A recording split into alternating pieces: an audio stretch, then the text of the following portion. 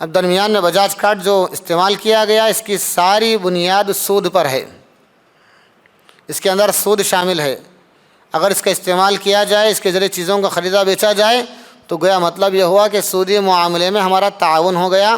وَلَا تَعَاوَنُوا عَلَى الْإِثْمِ وَالْعُدْوَانِ، گناہ اور ظلم کے معاملے میں ایک دوسرے کا تعاون نہیں کرنا ہے۔ کوئی آدمی ہے بہت مجبور ہے، پیسوں کی بڑی تنگی ہے، اپنی مجبوری کی وجہ سے وہ اپنی چیز کو بازار کی ویلیو سے، قیمت سے کم کر کے بھی بیچ رہا ہے، تو شریعت نے اس بات پر ابھارا ہے کہ ایسے مجبور آدمی کی مجبوری کا لحاظ کیا جائے، اس سے اس کا سامان خریدا جائے، اس سے اس کی ضرورت کا فائدہ نہ اٹھایا جائے۔ جیسے کہ صحابہ سے واقعات منقول ہیں، جب وہ دیکھتے کہ کوئی مجبور آدمی اپنی کوئی چیز کم دام میں بیچ رہا ہے تو اندازہ کر کے کہ یہ تو اس کی قیمت اتنی ہونا چاہیے، مکمل قیمت دے کر وہ چیز خریدا کرتے تھے۔ پھر بھی اگر کوئی آدمی تاخیر کر کے اذان جمعہ کے بعد بھی اپنی دکان میں، اپنے بازار میں رہ کر تجارت کرتا ہے، خرید و فروخت کرتا ہے، تو اس سے اس کی تجارت ناجائز ہو جائے گی۔ اہل علم کی ایک جماعت نے اس طرح فتویٰ دیا ہے، اس لیے اذان جمعہ کے بعد تجارت نہیں کرنا چاہیے۔ السلام علیکم ورحمۃ اللہ وبرکاتہ۔ بسم اللہ الرحمن الرحیم۔ قال اللہ تبارک و تعالی فی القرآن المجید: اعوذ باللہ من الشیطان الرجیم، بسم اللہ الرحمن الرحیم۔ یا ایہا الذین آمنوا اتقوا اللہ وذروا ما بقی من الربا ان کنتم مؤمنین۔ محترم حضرات، الحمدللہ ہم لوگوں نے اپنی پہلی نشست میں تجارت سے متعلق کچھ بنیادی اہم باتوں کو معلوم کیا۔ اب اس دوسری نشست میں بتایا جائے گا کہ کن کن اشیاء کی تجارت، محنت مزدوری حرام ہے، شریعت کے اندر ناجائز ہے، اور سودی معاملات کیا ہیں، سود کہاں کہاں ہوتا ہے۔ انشاءاللہ ان کو واضح کرنے کی کوشش کی جائے گی۔ ان اريد الا الاصلاح ما استطعت وما توفیقی الا باللہ علیہ توکلت والیہ انیب۔ جیسے کہ حضرت علی رضی اللہ عنہ کا قول ہے، اس سے پہلے کی نشست میں بتایا گیا: من اتجر قبل ان تفقہ ارتطم فی الربا، جو دین کے مسائل جاننے سے پہلے، تجارت و کاروبار کا شرعی علم حاصل کرنے سے پہلے تجارت میں اترے گا، وہ جانتے نہ جانتے ہوئے سود میں ملوث ہو جائے گا۔ اس لیے ان مسائل کو بغور سننا، ذہن میں رکھنا اور اس کے مطابق اپنے اعمال کی، اپنے معاملات کی اصلاح اور سدھار کرنا ہم پر واجب ہے۔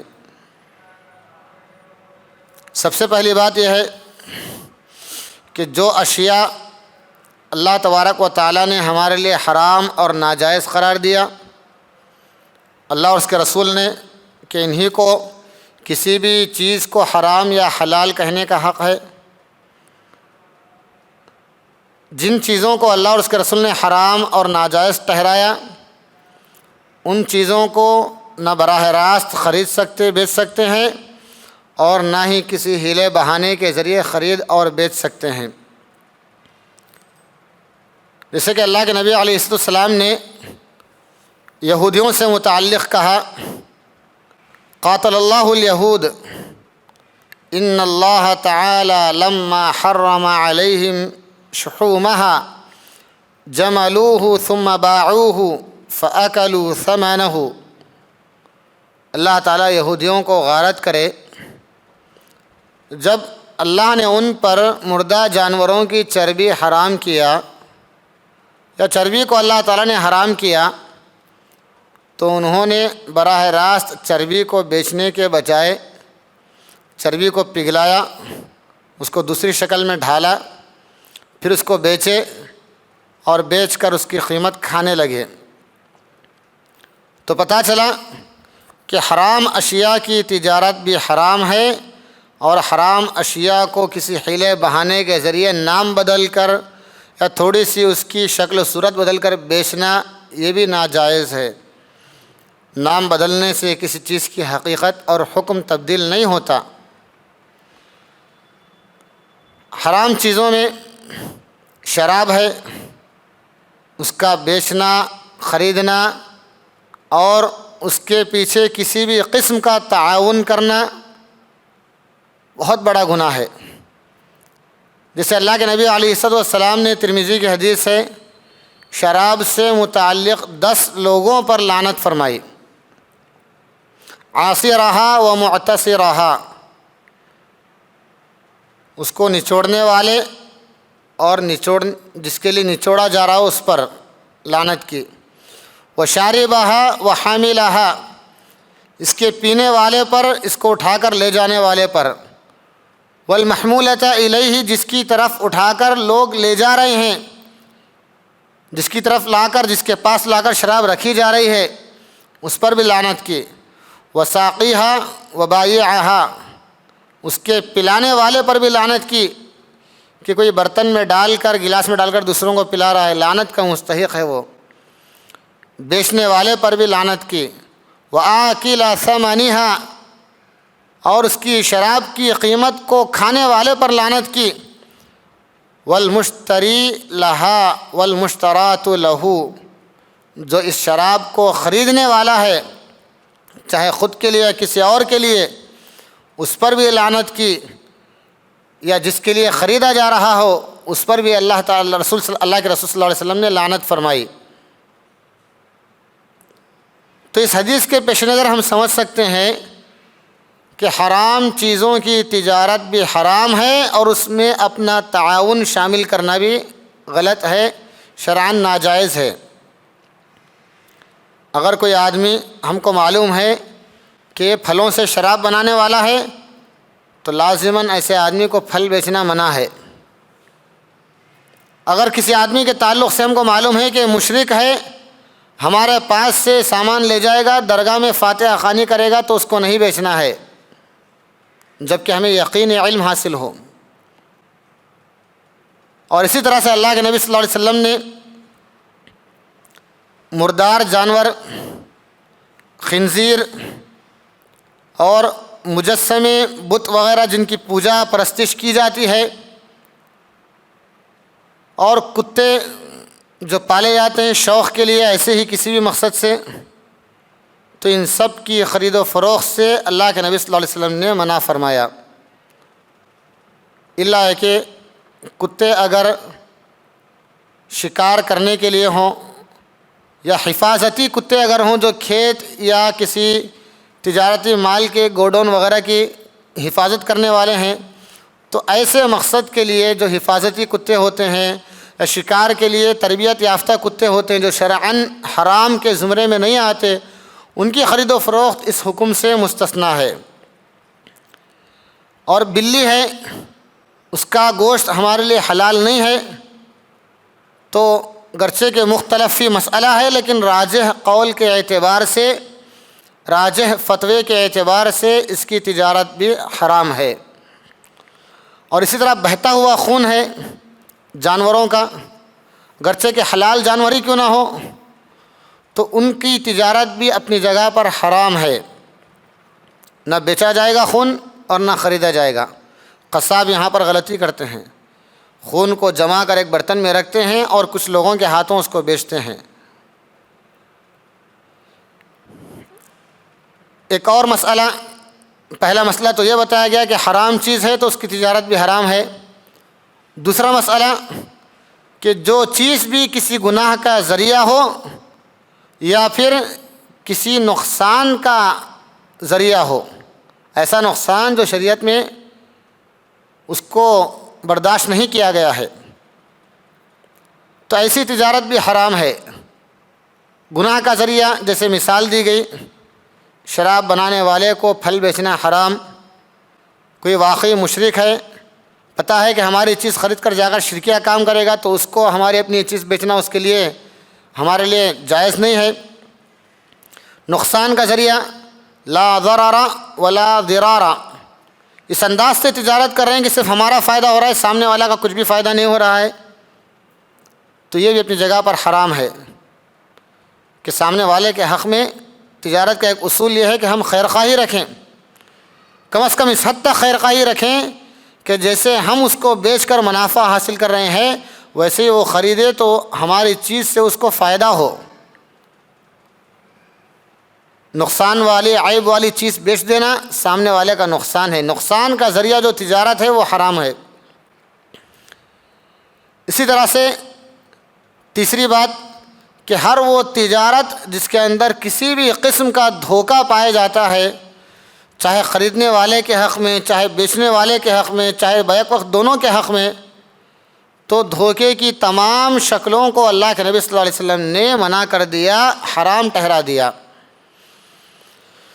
احادیث میں اس کی بہت ساری مثالیں ہیں، کچھ مثالیں میں آپ کے سامنے پیش کرتا ہوں جو ہمارے اپنے دور کے اعتبار سے بھی چسپاں ہوتی ہیں۔ جیسے غیر موجود اشیاء کی تجارت، جو چیز موجود نہیں اس کو بیچ رہے ہیں۔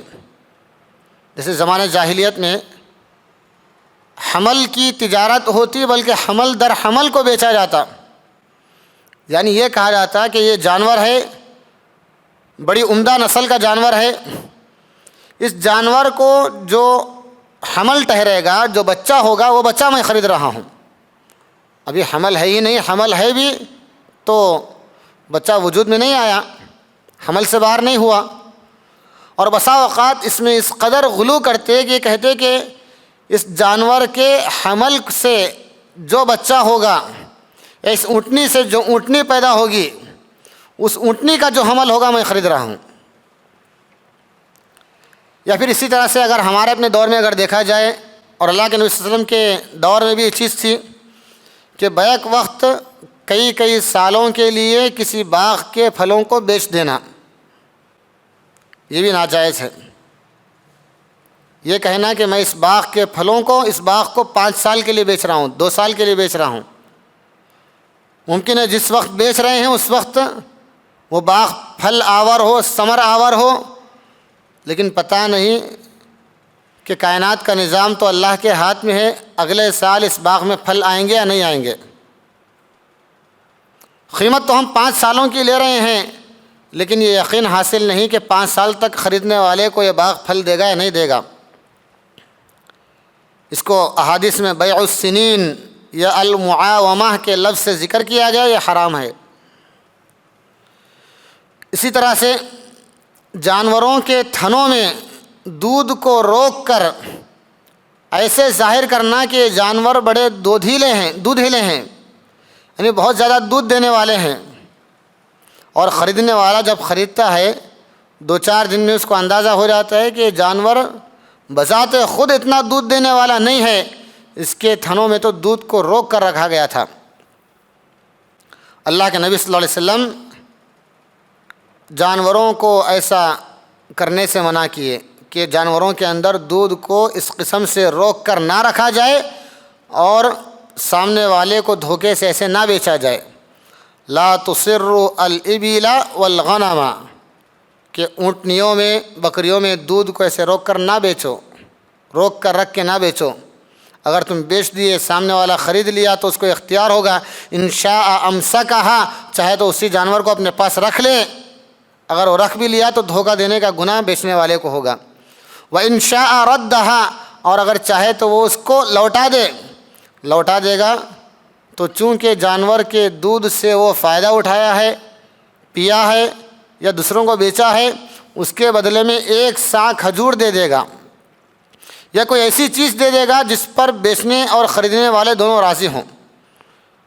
بیچنے والا یہ کہے کہ میں تمہیں اس قسم کا جانور بیچا ہوں، تم میرے جانور کے دودھ کو جو استعمال کیے ہو اس کے بدلے مجھے 1 سا کھجور نہیں چاہیے، اتنی قیمت چاہیے، فلان چیز چاہیے، وہ خریدنے والا بھی، واپس کرنے والا بھی راضی ہو جاتا ہے، تب بھی کوئی حرج نہیں ہے۔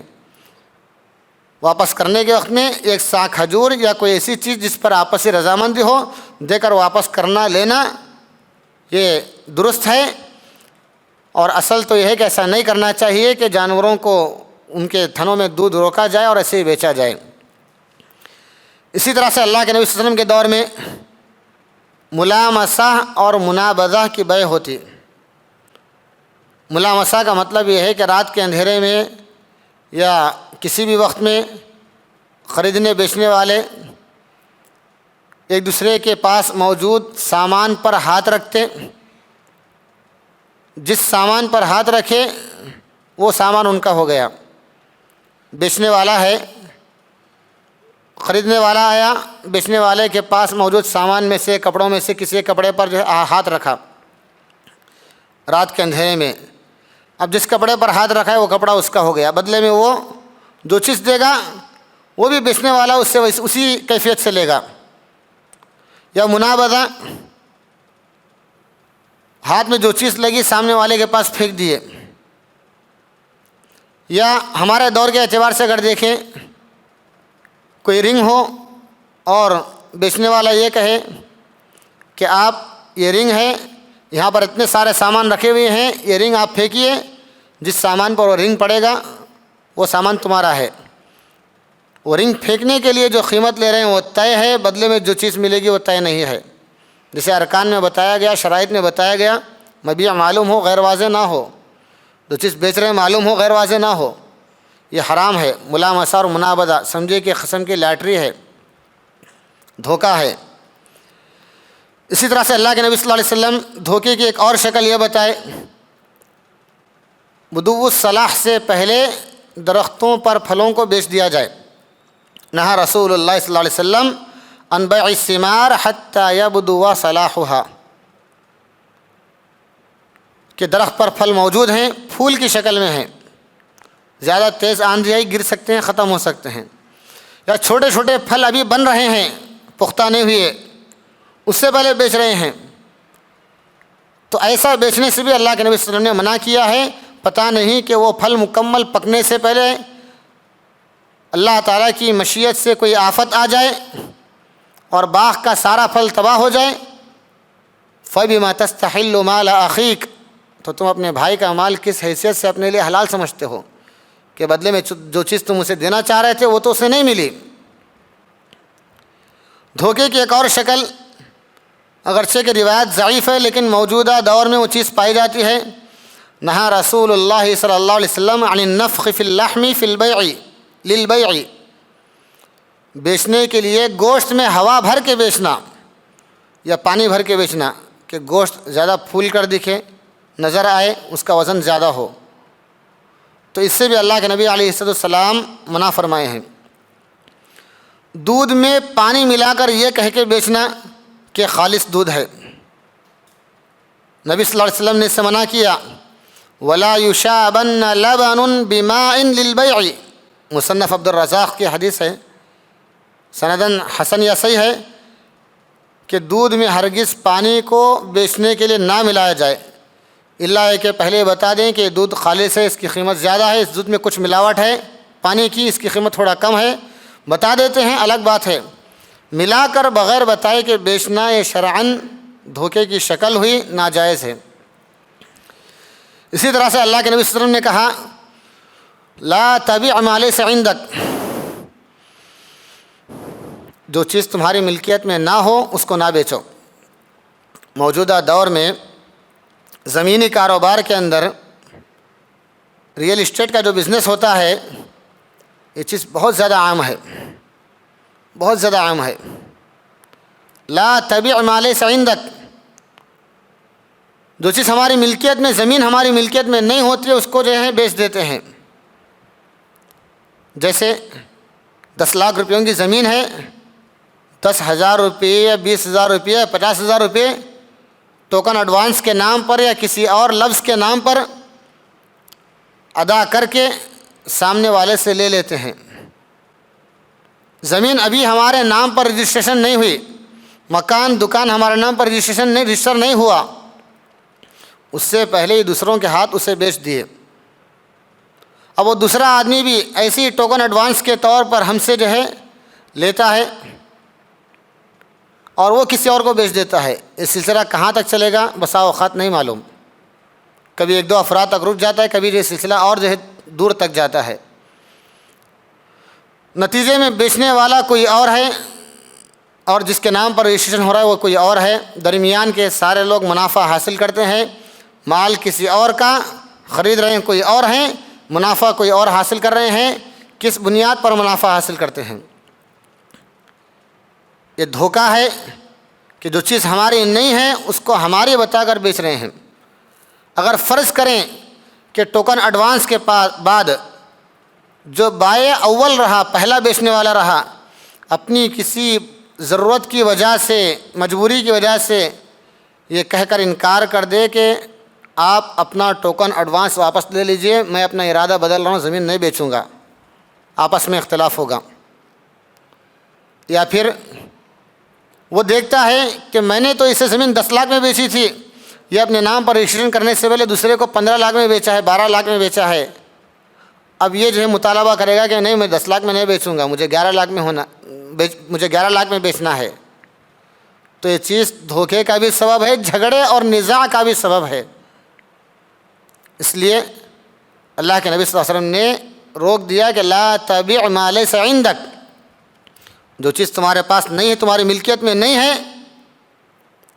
ہمارے پاس نہ ہونے کا مطلب ملکیت میں نہیں ہے، اس کو نہیں بیچ سکتے۔ اسی طرح سے دھوکے کی ایک شکل یہ ہے کہ دیہات سے کوئی آدمی غلہ لے کر کھیتی باڑی کر کے اپنا اناج لے کر آئے اور ڈائریکٹ خریدنے والوں کے ہاتھ بیچنے سے پہلے بعض شہر کے لوگوں سے اس کی ملاقات ہو جاتی ہے، یا شہر کے لوگ آگے بڑھ کر اس سے ملتے ہیں، یا کوئی لوگوں کی ایسی ٹیم ہوتی ہے کہ اناج لانے والا ڈائریکٹ انہی کو بیچے، یہ قانون ہوتا ہے۔ اس کے بعد مارکیٹ میں وہ چیز آ کر بکتی ہے۔ شریعت کے اندر اللہ کے رسول صلی اللہ علیہ وسلم نے اس سے منع کیا اور کہا لا یبیع حاضر لباد، کہ کوئی شہری کسی دیہاتی کے لیے خرید و فروخت نہ کرے۔ وہ محنت کیا ہے، کاشتکاری کیا ہے، زراعت کیا ہے، اپنی محنت کا پھل اناج لا رہا ہے، ڈائریکٹ خریدنے والوں کے ہاتھ بیچے گا، وہ منافع حاصل کرے گا۔ درمیان میں آ کر جو ہے منافع حاصل کرنے، یا درمیان میں آ کر جو ہے مداخلت کرنے، یا پھر جو ہے کبھی بسا اوقات دیہاتی کو اس قسم سے دھوکہ دینے کی ہرگز کوشش نہیں کرنی چاہیے۔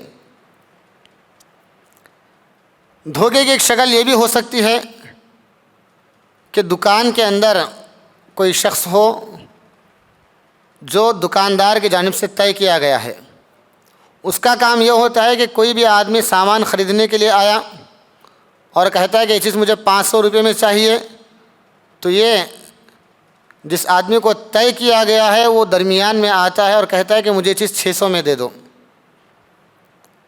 اب وہ سامنے والا یہ سوچتا ہے کہ یہ چیز 600 میں اس کو دے دی گئی تو مجھے نہیں ملے گی، اب وہ 600 میں یا 700 میں لے لیتا ہے۔ خریدنے والے کا نقصان ہوتا ہے۔ یہ درمیان میں آنے والا بسا اوقات دکاندار کی طرف سے متعین ہوتا ہے، بسا اوقات یہ خود شرارتاً آتا ہے یا کسی برے ارادے سے آتا ہے، یا اپنے لیے ہی آتا ہے کہ میں خریدوں گا۔ کسی بھی شکل میں مداخلت ہو یہ شریعت کے اندر ناجائز ہے۔ دو افراد جب بیع کا معاملہ کر رہے ہیں تو تیسرا آدمی کو مداخلت کرنے کا حق نہیں ہے۔ یہ دھوکے کی شکلیں ہوئیں جو اللہ کے نبی صلی اللہ علیہ وسلم نے احادیث کے اندر بیان فرمائی، اس سے روکا ہے۔ اس کے علاوہ کچھ اور شکلیں ہیں ممنوع تجارت کی، یا تجارت میں کچھ ممنوع امور کی کہ ان کو ہٹا دیا جائے تو وہ چیز جائز ہوگی۔ جیسے بیعانہ کا سودا۔ بیعانے کا سودا مطلب یہ ہوتا ہے کہ کوئی آدمی کسی سے کسی چیز کو خریدنے کے لیے ایڈوانس میں کوئی رقم دے۔ جیسے حضرت عمر رضی اللہ عنہ کے دور میں کوئی گورنر کسی شخص سے ایک مکان یا جگہ خریدے، جگہ کے لیے ایڈوانس دیے، کہنے لگے کہ اگر امیر المؤمنین اس کے خریدنے پر میری رائے کی موافقت کر لیں تو میں یہ چیز خرید لوں گا، اگر وہ موافقت نہ کریں تو یہ ایڈوانس تمہارا اپنا ہو جائے گا، میں وہ چیز نہیں خریدوں گا۔ تو فیصلہ سنانے تک کی مدت کے لیے اس چیز کو بیچنے سے روک کر رکھنے کے لیے ایڈوانس دیتے ہیں، اور اس کے بدلے میں اگر وہ چیز نہیں خریدی گئی تو پیسہ جو ہے بائع کو ہی دے دیتے ہیں، اس چیز کے مالک کو ہی دے دیتے ہیں۔ تو اس کو احادیث میں بیع العربون بھی کہا گیا۔ ابن ماجہ میں ایک حدیث ہے کہ رسول اکرم صلی اللہ علیہ وسلم نے نہا عن بیع العربون، منع کیا ہے، لیکن یہ روایت سنداً ضعیف ہے۔ ایک اور روایت میں ہے کہ اللہ کے نبی صلی اللہ علیہ وسلم نے اس کو حلال ٹھہرایا، فَأَحَلَّهُ، ابن ماجہ ہی کی حدیث ہے لیکن یہ بھی سنداً ضعیف ہے۔ دونوں روایتیں، حلال بتانے والی روایت اور حرام بتانے والی روایت، دونوں پر محدثین نے ضعف کا حکم لگایا ہے۔ تو ایک اور ناحیے سے اس مسئلے کو دیکھا جائے گا، وہ یہ کہ کوئی بھی آدمی عموماً دلی طور پر راضی نہیں ہوتا کہ جس چیز کو خریدنے کے لیے وہ ایڈوانس دیا ہے اس چیز کو رد کرنے پر، نہ خریدنے پر ایڈوانس اس سے ضبط کر لیا جائے۔ وہ چاہے گا کہ میرا پیسہ مجھے واپس دے دیا جائے، میں ارادہ جو ہے پہلے خریدنے کا رکھا تھا اب نہیں خریدتا ہوں، میں نہیں خریدوں گا۔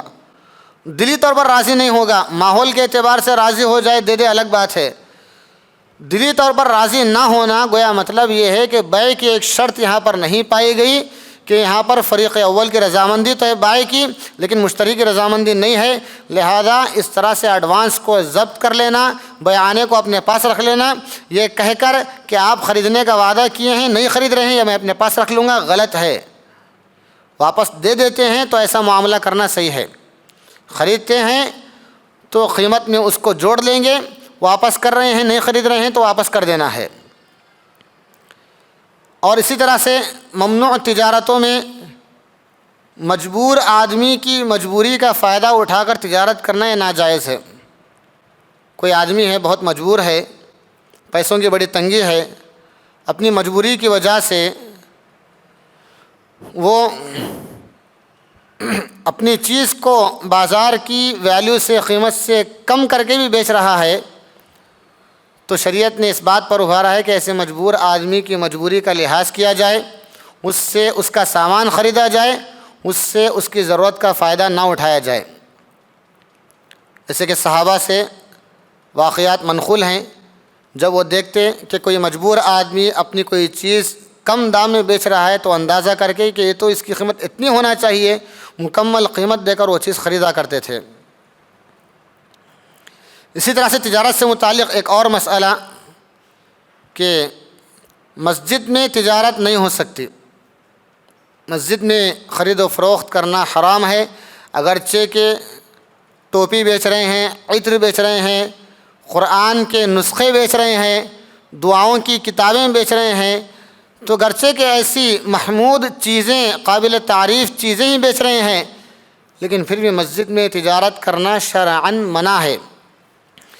نہا رسول اللہ صلی اللہ علیہ وسلم عن الشراء والبیع فی المسجد، ابو داؤد کی حدیث ہے کہ اللہ کے رسول علیہ السلام نے مسجد میں بیچنے خریدنے سے منع کیا۔ اسی طرح سے محترم حضرات، جمعہ کی اذان ہو جانے کے بعد خرید و فروخت کرنا بھی اہل علم کے جماعت نے اس کو شرعاً ناجائز ٹھہرایا ہے۔ اس اذان سے مراد پہلی اذان یا دوسری اذان یہ بھی سمجھنا ہے۔ ویسے تو اللہ کے نبی صلی اللہ علیہ وسلم کے دور میں صحابہ حضرت ابوبکر رضی اللہ عنہ، عمر رضی اللہ عنہ کے دور میں جمعہ کے لیے ایک ہی اذان ہوتی تھی۔ حضرت عثمان بن عفان رضی اللہ عنہ کے دور میں 2 اذانوں کا رواج ہوا۔ ایک اذان پہلے مسجد سے باہر مقام زورا میں اذان دی جاتی تھی، لوگوں کو متنبہ کرنے کے لیے کہ جمعہ کا وقت قریب ہو رہا ہے۔ دوسری اذان اپنے اصل وقت میں دی جاتی، تو اس سے مسجد میں جو اذان دی جاتی ہے وہ اذان مراد ہے، مسجد میں جو اذان دی جاتی ہے وہ اذان مراد ہے۔ اور جو لوگ 2 اذان دیتے ہیں، ہمارے بہت سارے مسلمان بھائی اپنی مسجدوں میں 2 اذان دیتے ہیں، دونوں مسجد میں دیتے ہیں، غلط ہے۔ یہ طریقہ تو حضرت عثمان رضی اللہ عنہ کا بھی نہیں تھا، وہ تو پہلی اذان باہر بازار میں دیا کرتے تھے لوگوں کو آگاہ کرنے کے لیے، جہاں پر صرف مسلمانوں کی اکثریت ہوا کرتی تھی۔ تو بہرحال جمعہ کے اذان کے بعد، چونکہ جمعہ کے آداب میں سے ہے کہ اذان سے پہلے مسجد میں ہونا ہے، اذان ہو گئی پھر بھی مسجد میں حاضر نہیں ہے، فسعوا الی ذکر اللہ، اور تاخیر نہیں کرنا ہے۔ پھر بھی اگر کوئی آدمی تاخیر کر کے اذان جمعہ کے بعد بھی اپنی دکان میں، اپنے بازار میں رہ کر تجارت کرتا ہے، خرید و فروخت کرتا ہے، تو اس سے اس کی تجارت ناجائز ہو جائے گی۔ اہل علم کی ایک جماعت نے اس طرح فتویٰ دیا ہے، اس لیے اذان جمعہ کے بعد تجارت نہیں کرنا چاہیے۔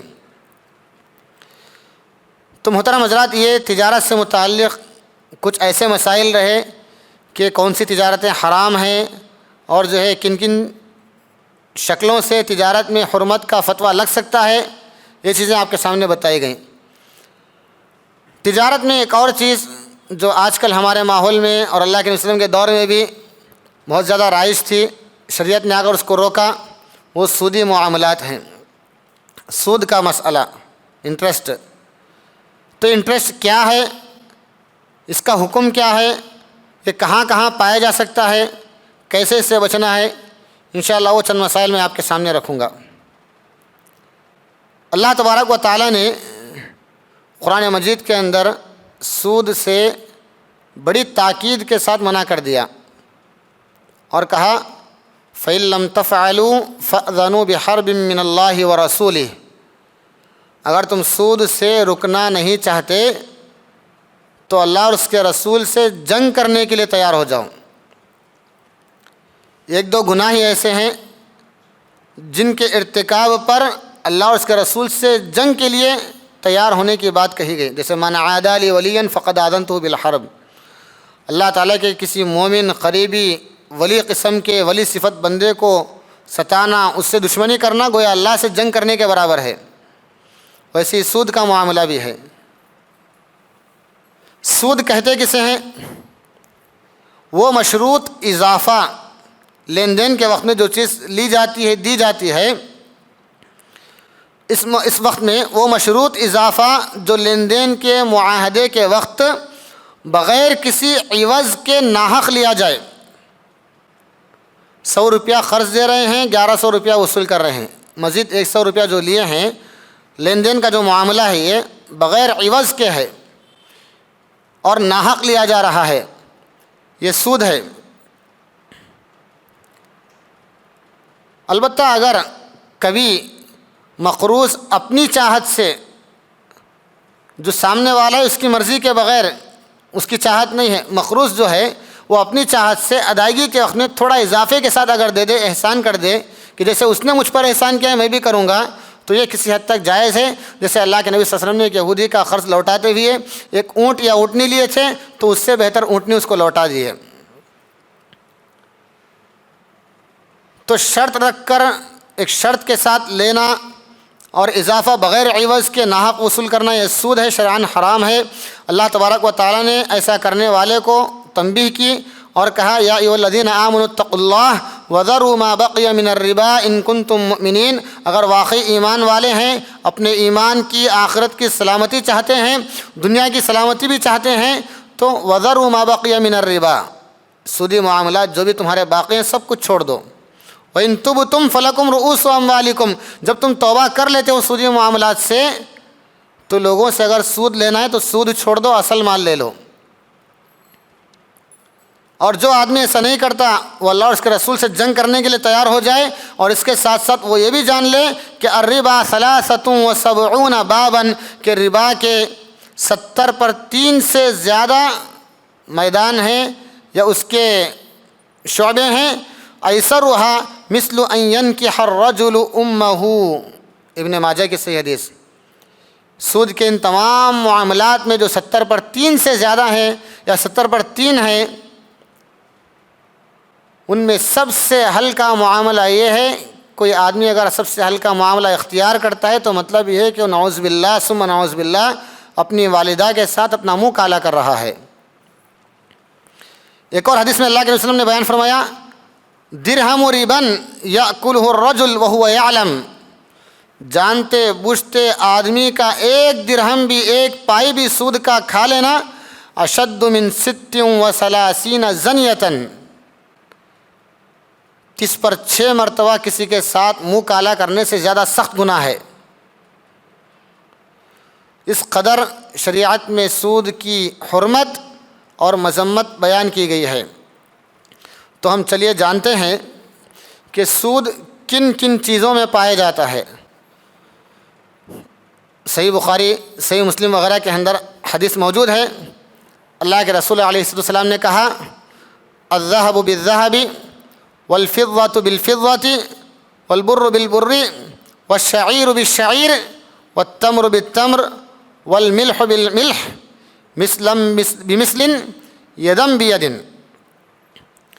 کہ 6 اشیاء کی اللہ کے نبی صلی اللہ علیہ وسلم نے نشاندہی کی اور کہا کہ ان میں سود یقیناً پایا جاتا ہے۔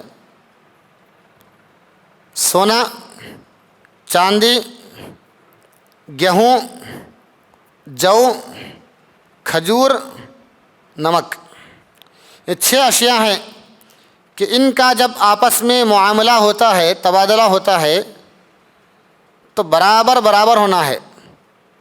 سونا دے کر سونا لے رہے ہیں تو برابر دیں، برابر لیں، اور ہاتھ بہاتھ لین دین ہو، جیسے دے رہے ہیں ویسے لیں، قرض نہ ہو۔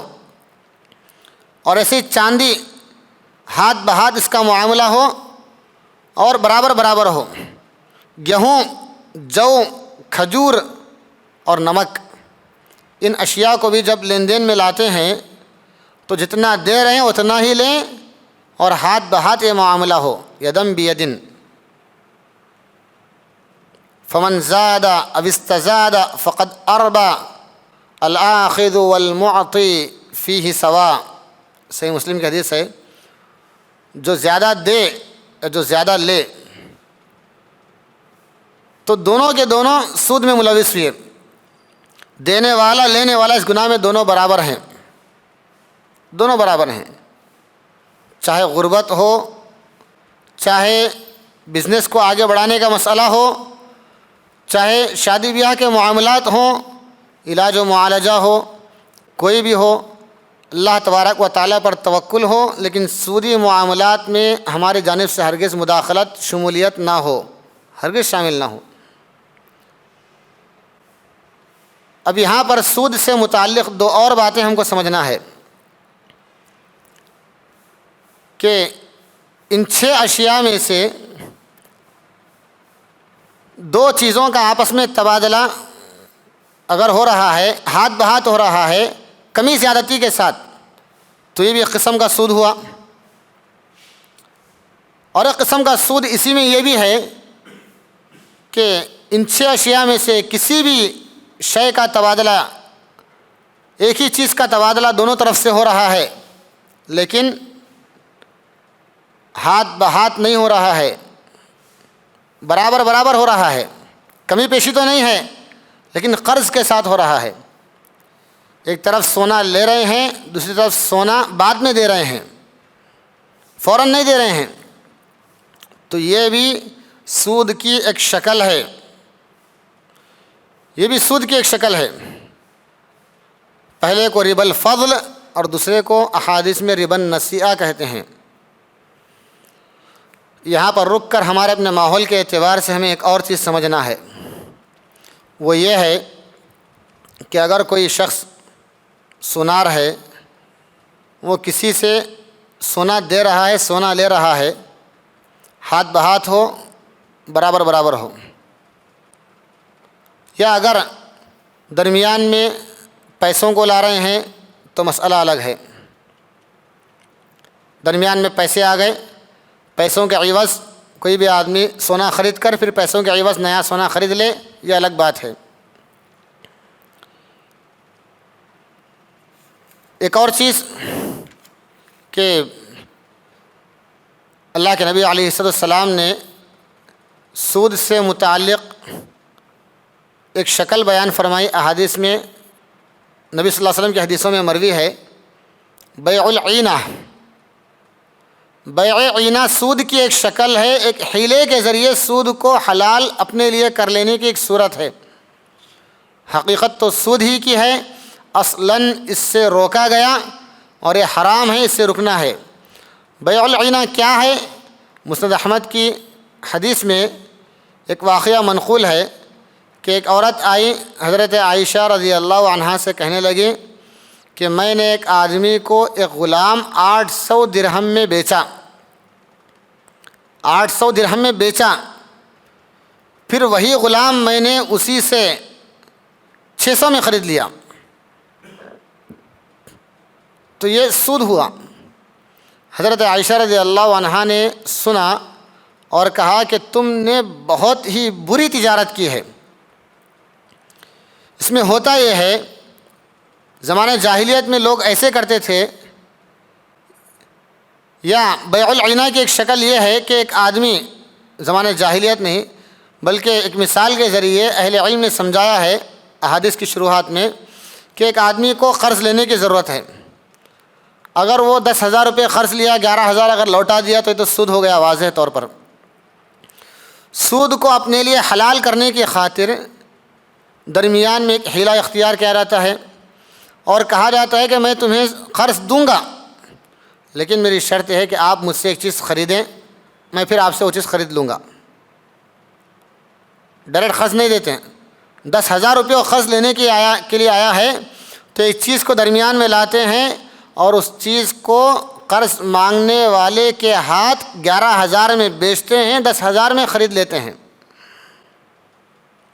11,000 میں بیچتے ہیں تو یہ کہہ کر بیچتے ہیں کہ آپ یہ 11,000 مجھے بعد میں دیجئے.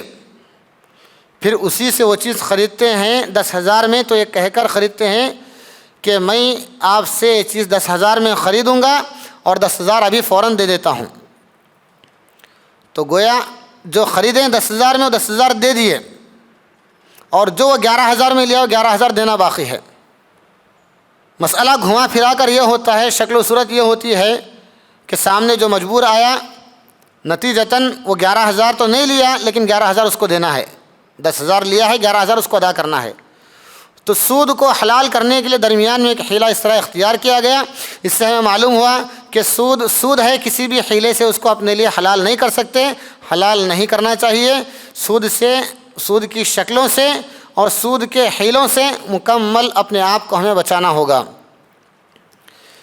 اسی طرح سے محترم حضرات، ہمارے اپنے ماحول میں سودی معاملات میں سے ایک معاملہ قسطوں کا کاروبار ہے. انسٹالمنٹ پر کسی چیز کو خریدنا، انسٹالمنٹ ماہانہ رقم ادا کرنا.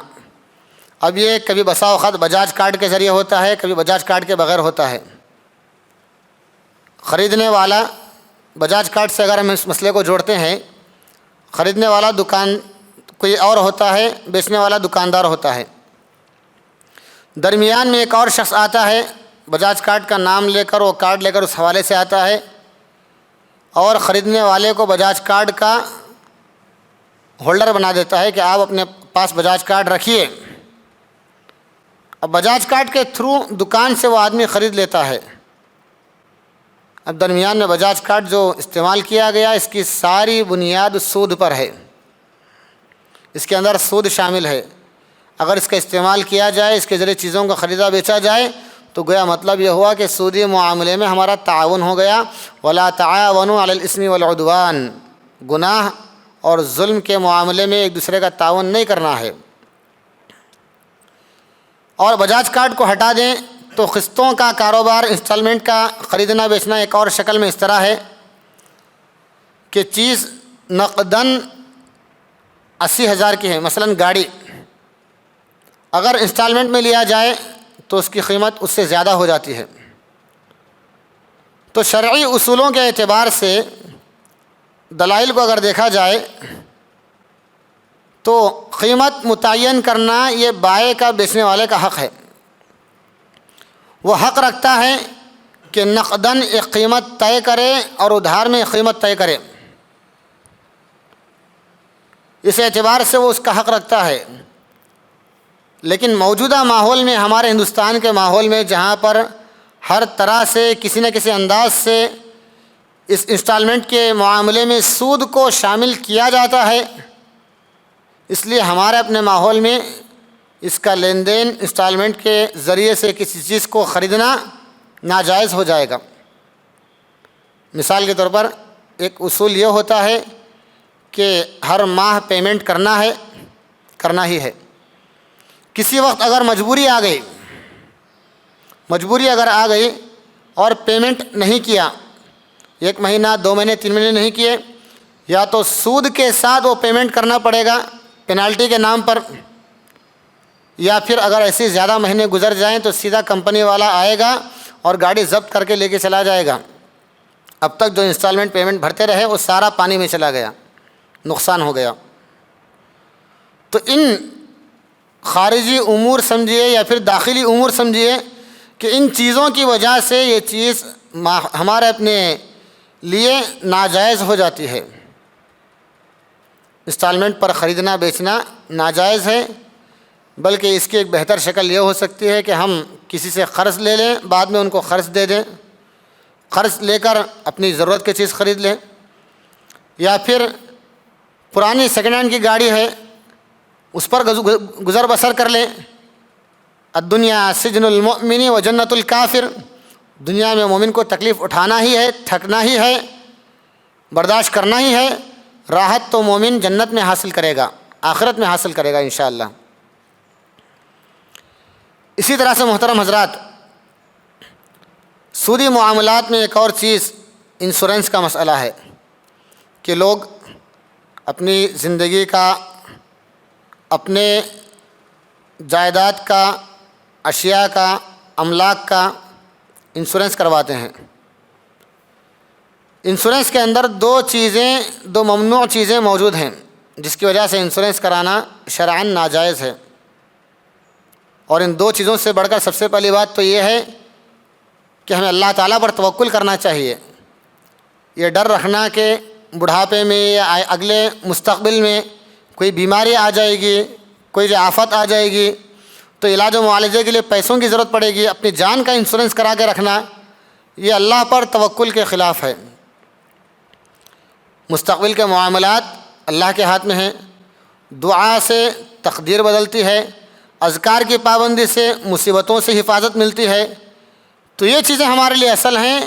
مصیبتوں سے نمٹنے، ان سے تحفظ حاصل کرنے کے لیے انشورنس نہیں ہے۔ کائنات کا نظام انسانوں کے ہاتھ میں نہیں ہے، اللہ کے ہاتھ میں ہے۔ انشورنس کے اندر جو دو ممنوع چیزیں داخل ہیں، پہلی بات تو یہ ہے کہ اس کے اندر سود کا یقینی امکان ہے۔ دوسری بات یہ ہے کہ ایک قسم کی جوے کی شکل بھی ہو سکتی ہے۔ سود کا یقینی امکان اس طرح کے، ہم پیسہ تو ماہانہ پے کر رہے ہیں یا ایک مرتبہ پے کر دیے، موبائل لیے 10,000 کا، 500 روپیوں کا اس کا انشورنس کرا دیے، اب موبائل ہمارا کبھی خراب نہیں ہوا، ایسے ہی چلتا رہا، یا ان شرائط کے ساتھ موبائل کے اندر نقص نہیں آیا جن شرائط کے ساتھ انشورنس کمپنی نقصان کی بھرپائی کی بات کرتی ہے، تو 500 روپے کمپنی کا ہو گیا، جو یہ موبائل خریدنے والا 500 دیا وہ اس کو واپس ملا ہی نہیں۔ یا اگر کبھی موبائل خراب ہو گیا اور انشورنس کی کمپنی کے شرائط کے مطابق یہ بات طے ہوئی کہ ان کو معاوضہ ملنا ہے، تو 500 کے عوض میں 5,000 ملا، تو یہ زائد رقم ہم نے جو حاصل کی کس بنیاد پر حاصل کی؟ پیسوں سے پیسہ لینا یہی سود ہے۔ درمیان میں کسی چیز کو رکھ کر تجارت کر کے منافع لینا یہ تجارت ہے۔ احل اللہ البیع وحرم الربا، اللہ نے تجارت کو حلال کیا اور سود کو حرام کیا۔ تو گویا ایک قسم کا جوے کی شکل و صورت بھی اس کے اندر ہے کہ جوے میں پیسہ لگائے ڈبل ٹریبل حاصل ہو گیا، اور پھر سود اس طرح کے پیسے سے زائد پیسہ وصول ہو رہا ہے۔ اس لیے انشورنس کرانا شرعاً مناسب نہیں ہے، جائز نہیں ہے۔ ایک اور چیز جو ہمارے اپنے لیے سودی معاملات میں لحاظ کرنا ضروری ہے، کریڈٹ کارڈ کا مسئلہ ہے۔ بینک کا کریڈٹ کارڈ اگر کہیں تو کریڈٹ کارڈ کو ہم دوسرے الفاظ میں یہ کہیں کہ کریڈٹ کارڈ کے ذریعے ہم بینک سے سودی قرض لے رہے ہیں۔ بات وہی ہے، اگر ہمارے پاس پیسہ نہ ہو، کریڈٹ کارڈ ہو، بینک اکاؤنٹ میں روپیہ پیسہ نہ ہو، تو فوراً کریڈٹ کارڈ کے ذریعے سے کوئی بھی چیز خریدی جا سکتی ہے، پیسہ وتھڈرا کیا جا سکتا ہے، نکالا جا سکتا ہے ATM مشین سے، تو گویا ہم نے بینک سے پیسہ قرض لیا۔ طے شدہ مدت میں اگر اس کی ادائیگی ہو گئی تو اسی مقدار میں ادائیگی ہوگی، تاخیر ہوئی تو سود کے ساتھ تاخیر ہوگی۔ دونوں شکلوں میں سے پہلی شکل اگر ہے طے شدہ وقت سے پہلے ہی اصل رقم ہی ادا کر دیے تو سودی معاملات میں تعاون ہوا، یا اگر سود کے ساتھ ادا کرتے ہیں تو یہ سودی لین دین ہو گیا۔ اس لیے کریڈٹ کارڈ اپنے پاس نہیں رکھنا ہے۔ اگر واقعی کوئی ایسی مجبوری ہے جس کے علاوہ جس سے کوئی چھٹکارا نہیں ہے تو شاید وہاں پر یہ چیز مجبوری کے بقدر جائز ہو سکتی ہے، واللہ اعلم۔ اسی طرح سے محترم حضرات، آج کل موبائل میں، پہلے تو زمانہ یہ تھا کہ پورا اصل مال سونا چاندی وغیرہ ہی تھا، بعد میں اس کے بجائے کچھ بانڈس پیپر وغیرہ اس کی جگہ لے لیے، پھر کرنسی نوٹ آئے، سونے چاندی کی جگہ لے لیے، اور آج کل پلاسٹک منی کے نام پر یا پھر سمجھیے phone pay, Google pay, on line accounts وغیرہ کے نام پر ہمارا پیسہ نمبرنگ میں یا کارڈز کی شکل میں تبدیل ہو چکا ہے۔ پیسہ ہاتھ میں نہیں ہوتا، سونا چاندی ہاتھ میں نہیں رہتا، صرف فون میں ایک کوڈ مارتے ہیں، پریس کرتے ہیں، اور ہمارے پاس ایک نمبر منتقل ہو کے دوسروں کے اکاؤنٹ میں چلا جاتا ہے، ہمارے پاس مائنس ہوا، ان کے پاس پلس ہو گیا، تو گویا ہم نے ان کو قیمت ادا کر دی، پیسہ ہم نے دے دیا۔ اور فن پیسہ پے کرنے کی ایک شکل یہ بھی ہے۔ اب کبھی ایسا پیسہ پے کرتے ہیں فون پے وغیرہ کے ذریعے، ایپ کے ذریعے، تو ہمیں کیش بیک ملتا ہے۔ کیش بیک، اگر ہم کوئی چیز آن لائن سے خریدتے ہیں اس پر کیش بیک ملتا ہے تو یہ جائز ہے، درمیان میں سامان ذریعہ ہے، پیسے سے پیسہ نہیں ملا۔ اور اگر ہم کسی کو اپنا پیسہ ٹرانسفر کرتے ہیں،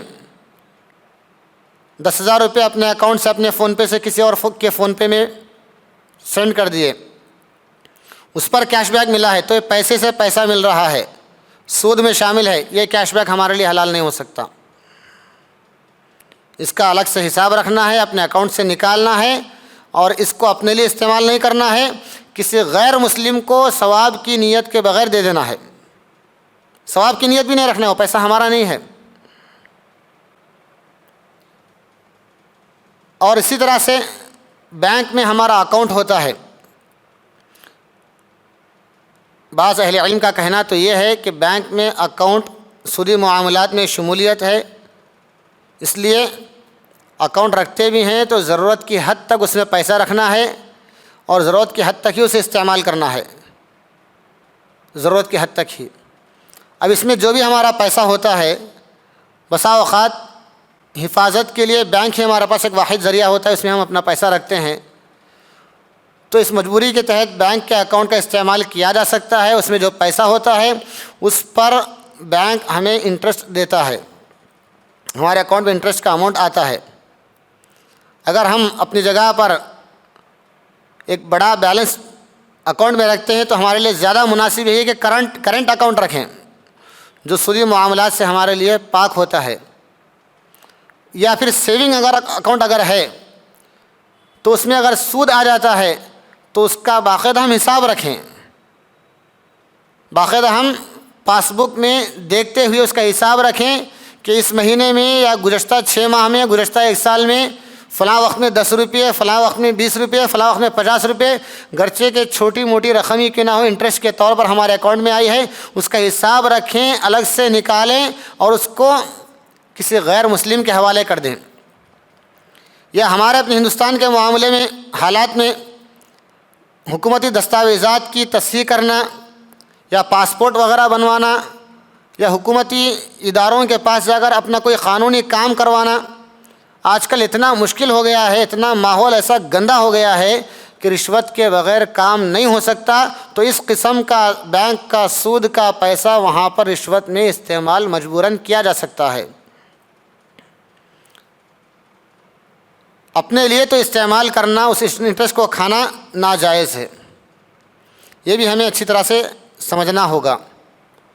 تو بہرحال محترم حضرات، یہ کچھ سودی معاملات رہے، سودی لین دین کے مسائل رہے اور تجارت کی حرام شکلیں وغیرہ رہیں جو آپ کے سامنے بیان کی گئیں۔ اللہ تعالیٰ سے دعا ہے اللہ تبارک و تعالیٰ ہم تمام لوگوں کو ان تمام حرام تجارتی معاملات سے، لین دین کے معاملات سے مکمل طور پر بچنے کے اللہ تعالیٰ میں توفیق عطا فرمائے۔ اللہ تبارک و تعالیٰ ہر طرح سے، ہر اعتبار سے ہمیں اپنے آپ کو پاک صاف رکھنے، گناہوں سے دور رہنے کے اللہ تبارک و تعالیٰ ہمیں توفیق عطا فرمائے۔ آمین ثم آمین۔ وآخر دعوانا ان الحمد للہ رب العالمین۔ السلام علیکم ورحمۃ اللہ وبرکاتہ۔